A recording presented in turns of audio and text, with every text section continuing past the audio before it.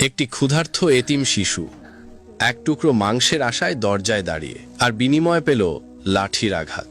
সেই শিশুর চোখের পানি দেখে আল্লাহ চুপ থাকেননি। নাজিল হলো সূরা আল মাউন 7টি আয়াত, যা আজও প্রতিটি মুসলমানের বুকে আয়না ধরে এবং জিজ্ঞেস করে, তুমি কি সত্যি ঈমানদার?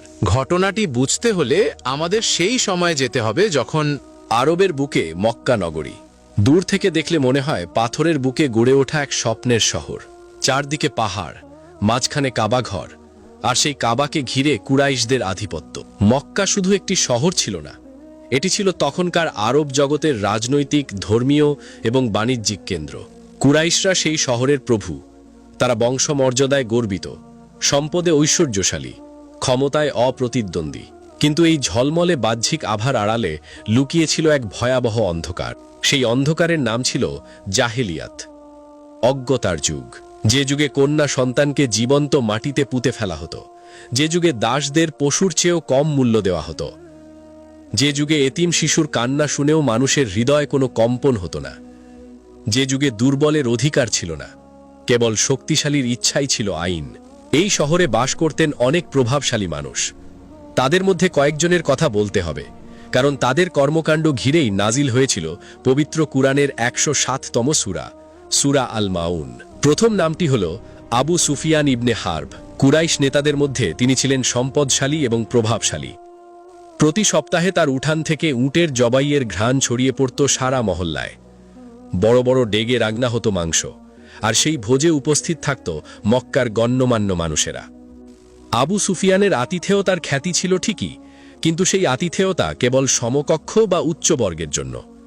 দুর্বল, অসহায়, এতিম এই মানুষগুলো তার কাছে ছিল কার্যত মানুষ নয়।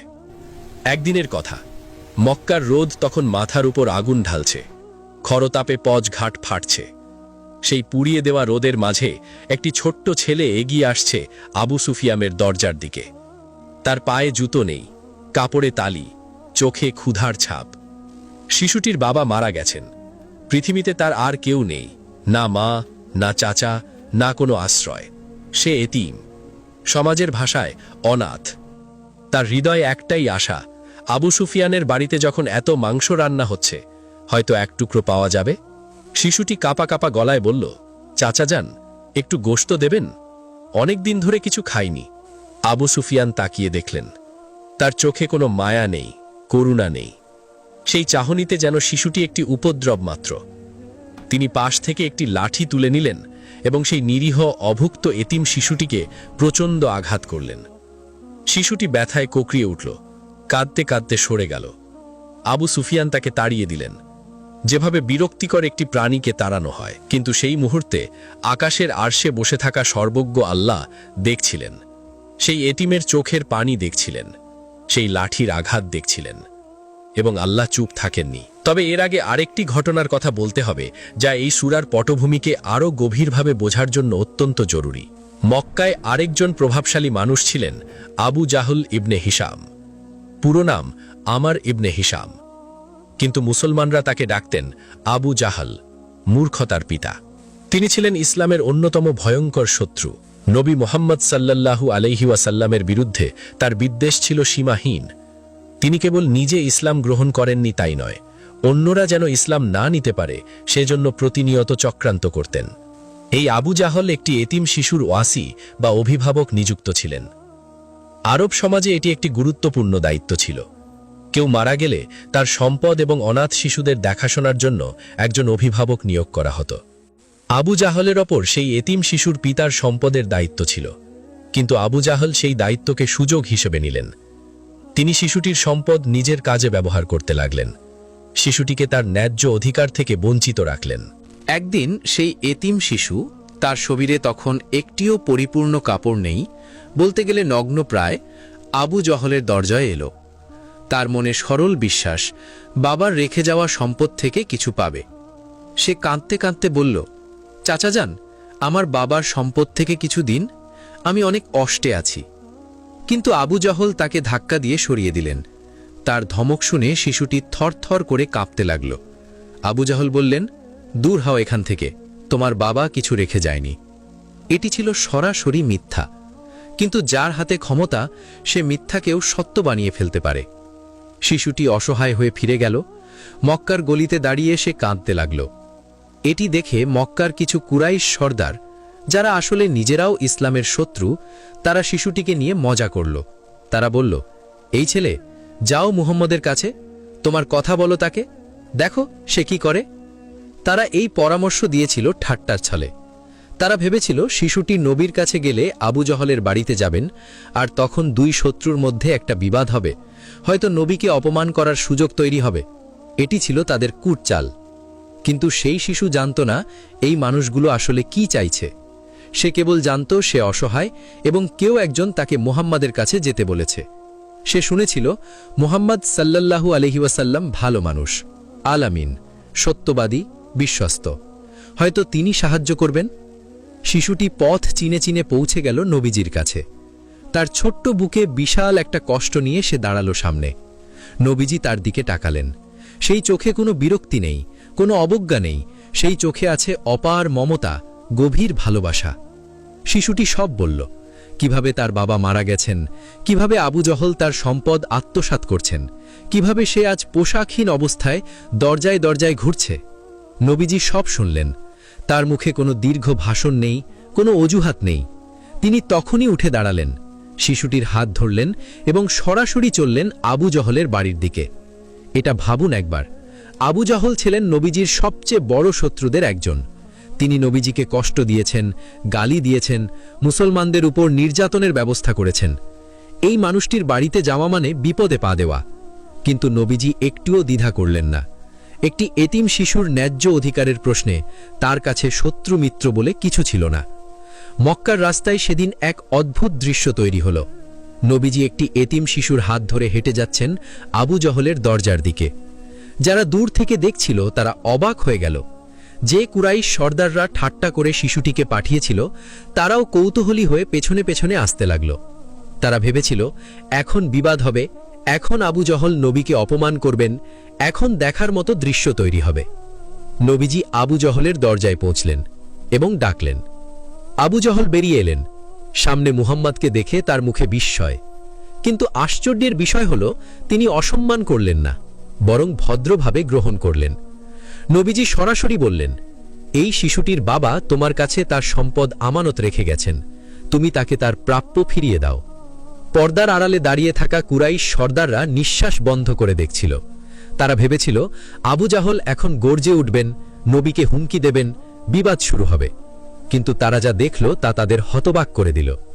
আবু জাহল, সেই ভয়ঙ্কর আবু জাহল, চুপ করে ভেতরে গেলেন এবং সেই এটিম শিশুর সমস্ত সম্পদ নিয়ে এসে তার সামনে রেখে দিলেন। কোনো তর্ক নেই, কোনো প্রতিবাদ নেই। শিশুটি তার চোখ বিশ্বাস করতে পারছে না। যে মানুষ একটু আগে তাকে ধাক্কা দিয়ে তাড়িয়ে দিয়েছিল, সে এখন তার সব সম্পদ ফিরিয়ে দিচ্ছে। নবীজি শিশুটির মাথায় হাত বুলিয়ে দিলেন, তারপর চলে গেলেন। কিন্তু পেছনে থাকা কুরাইশ সর্দাররা আবু জহলের কাছে ছুটে গেল। তারা বলল, ওহে আবু জহল, তুমি কি মুহাম্মদের দিনে চলে গেলে? তুমিও কি মুরতাদ হয়ে গেলে? আবু জাহল তাদের দিকে তাকালেন। তার মুখে ক্রোধ নেই, লজ্জাও নেই। তিনি বললেন এমন একটি কথা যা শুনে সবাই চুপ হয়ে গেল। তিনি বললেন, আল্লাহর কসম, আমি মুহাম্মাদের ধর্ম গ্রহণ করিনি।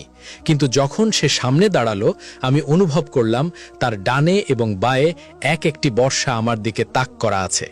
যদি আমি তার কথা না মানতাম, সেই বর্ষা আমার বুকে ঢুকে যেত। এই কথাটি ইতিহাসের পাতায় লেখা আছে। আল্লামা কাজী আবুল হাসান আল মাওয়ার্দি তার আলামুন নুবুওয়াত গ্রন্থে এই ঘটনাটি বিস্তারিতভাবে বর্ণনা করেছেন। এটি নবীজির চারিত্রিক প্রভাবের এক অলৌকিক প্রকাশ। এমন মানুষ, এমন ব্যক্তিত্ব যার সামনে তার শত্রুও অন্যায় করার সাহস পায় না। এই ঘটনাগুলো যখন ঘটছিল, মক্কার আকাশে তখন ওহির বার্তা তৈরি হচ্ছিল। আল্লাহ তাআলা তার প্রিয় নবীকে পাঠাচ্ছিলেন এমন একটি বাণী যা কেবল আবু জাহল বা আবু সুফিয়ানের জন্য নয়, কেবল মক্কার কুরাইশদের জন্য নয়, বরং সমগ্র মানবজাতির জন্য একটি চিরকালীন শিক্ষা। জিব্রাইল আলাইহিসসালাম নেমে এলেন। নবীজির অন্তরে আলোর মতো এসে ভরে গেল 7টি আয়াত। সেই 7টি আয়াতই হল সূরা আল মাউন। আরো আইতাল্লাজি ইউকাজ্জিবু বিদ্দিন, তুমি কি দেখেছ তাকে যে বিচার দিবসকে মিথ্যা বলে?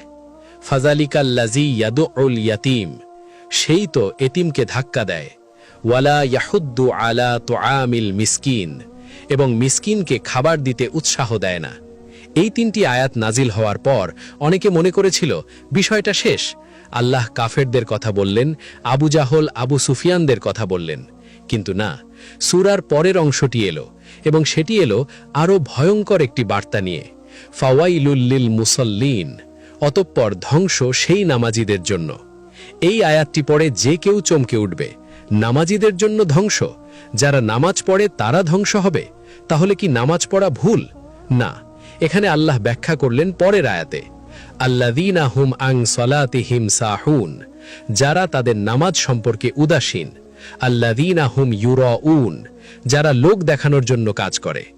এই আয়াতটি একটি ছুরির মতো বুকে বিঁধে যায়। রিয়া, লোক দেখানো আমল, এটি ইসলামের একটি মারাত্মক ব্যাধি। রিয়াকারী মানুষ ইবাদত করে কিন্তু আল্লাহর জন্য নয়। সে নামাজ পড়ে কিন্তু আল্লাহকে দেখাতে নয়, মানুষকে দেখাতে।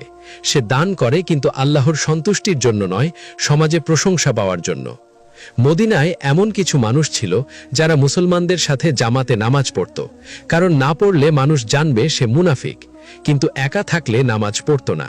তাদের নামাজ আল্লাহর কাছে পৌঁছাত না, কারণ সেই নামাজের কিবলা ছিল কাবা ঘর নয়, মানুষের দৃষ্টি। ওয়ায়ামনাউন আল মাউন, এবং নিত্য ব্যবহার্য সামান্য জিনিস দিতেও বিরত থাকে। এই শেষ আয়াতটি, সূরার নামটি এসেছে এখান থেকেই। মাউন শব্দের অর্থ নিয়ে পণ্ডিতদের মধ্যে কিছুটা মতভেদ আছে, তবে বেশিরভাগ মুফাসসিরের মতে মাউন হল সেই ছোট ছোট নিত্য ব্যবহার্য জিনিস যা মানুষ একে অপরকে ধার দিয়ে থাকে। হাঁড়ি পাতিল, বালতি, সুই সুতো, কুঠার ইত্যাদি। কেউ বলেছেন এটি জাকাতের কথাও বোঝায়, কেউ বলেছেন এটি সামান্য সাহায্যের কথা বোঝায়। এই 7টি আয়াত মিলে একটি সম্পূর্ণ ছবি তৈরি হয়। সেই ছবিতে 2 ধরনের মানুষ আছে। প্রথম হলো সরাসরি কাফের, যে মুখে বলে বিচার দিবস নেই এবং কাজেও সেটা দেখায়।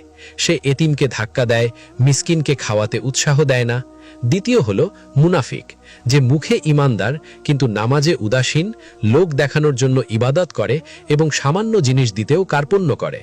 প্রিয় পাঠক, আমি কি প্রতিদিন এই প্রশ্নগুলোর মুখোমুখি হই? আমার ঈমান কি কেবল মুখের কথা, নাকি এটি আমার প্রতিটি কাজে ছড়িয়ে আছে? এই প্রশ্নগুলো নিয়ে ভাবতে ভাবতে আল্লাহর কাছে দোয়া করি, তিনি যেন আমাদের সবাইকে সত্যিকারের মুমিন হবার তৌফিক দেন, এতিমের পাশে থাকার শক্তি দেন, আন্তরিক ইবাদতের নূর দেন, এবং সেই ছোট ছোট মানবিক কাজগুলো করার হিম্মত দেন যা আসলে জান্নাতের পথ। আমিন।